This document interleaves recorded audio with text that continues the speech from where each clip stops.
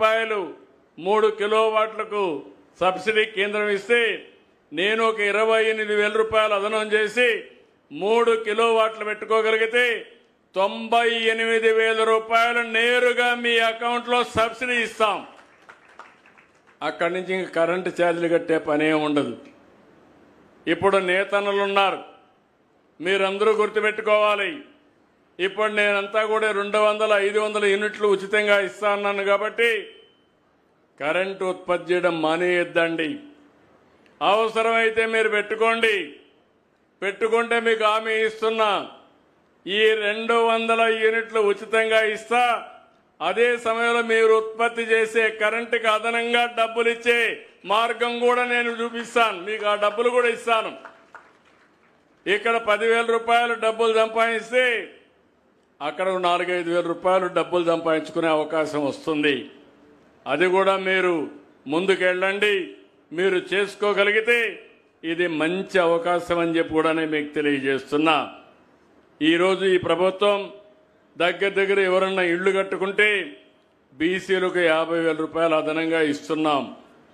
ఇది ఇప్పుడే కాదు, చేనేత కార్మికులకు ఎప్పటి నుంచో ఈ కార్యక్రమాన్ని అమలు చేశాం.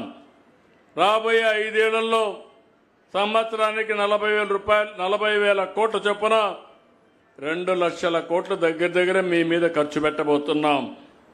స్థానిక సంస్థలు నామినేటెడ్ పదవుల్లో 34% రిజర్వేషన్లు కల్పించాం. నా ఆలోచన ఒకటి, చట్టసభల్లో 33% రిజర్వేషన్లు వెనుకబడిన వర్గాలకు రావాలి. ఇది వచ్చే వరకు మీ తరపున పోరాడతామని మరొకసారి మీ అందరికీ హామీ ఇస్తున్నా. తెలుగుదేశం పార్టీ రాష్ట్ర అధ్యక్షుడు బీసీనే, స్పీకర్ కూడా బీసీనే. ఎంతోమంది కీలకమైన కేబినెట్ శాఖలు కూడా వాళ్ళకే ఇచ్చాం. ఇక్కడుండి సబితమ్మ కూడా ఒక వెనుకబడిన వర్గాలకు సంబంధించిన మహిళని.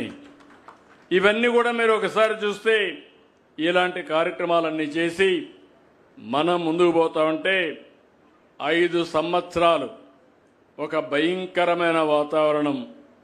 ప్రొద్దుటూరులో చేనేత వర్గానికి చెందిన నందం సుబ్బయ్య అతి కిరాతకంగా చంపేశారు. ఆ కుటుంబాన్ని ఆదుకున్నది తెలుగుదేశం పార్టీ.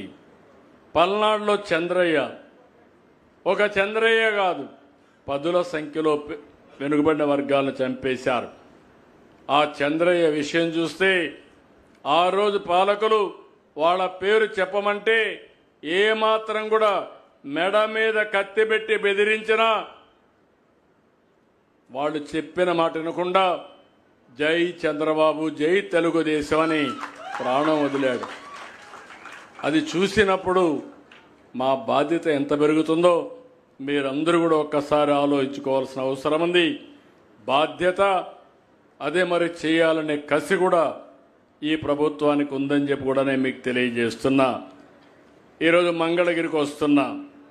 మంగళగిరి మామూలుగా అయితే ఫస్ట్ టైం, దీనికంటే మంచి సీట్లున్నాయి. మంచి సీట్లుంటే ఎలక్షన్లు వచ్చాయి. నేను ఆ రోజు సజెస్ట్ చేశాను, మంగళగిరిలో ఇంతవరకు మనం గెలవలేదు, ఒకేసారి గెలిచాం.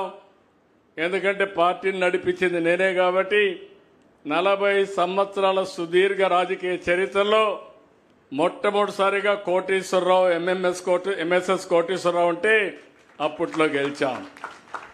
తర్వాత గెలవల.